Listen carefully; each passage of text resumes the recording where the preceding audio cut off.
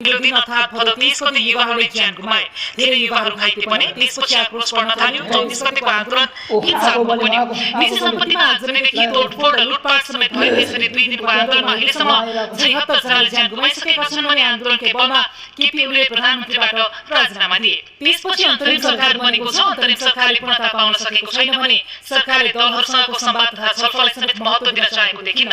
यस्तोमा के नेपालको राजनीति सहज बन्न सक्ला? प्रश्न उठिरहेकै बेला यही आन्दोलनबारे छानबिन गर्न बनेको जाँचबुझ आयोगको निष्पक्षतामाथि प्रश्न उठेको हो। किन आयोगका अध्यक्ष गौरी बहादुर कार्कीमाथि राजीनामा दिनुपर्ने गरी आलोचना भयो? पहिले त्यो हेरौं।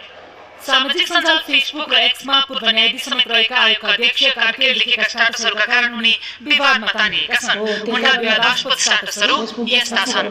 पूर्व प्रधानमन्त्री केपी ओली, शेरबहादुर देउवा, पुष्पक मन्दाल प्रचण्ड लगायतका अन्य पूर्व मन्त्री, सांसद एवं पदाधिकारीहरू कसैलाई पनि विदेश जान र भाग्न दिनु हुँदैन।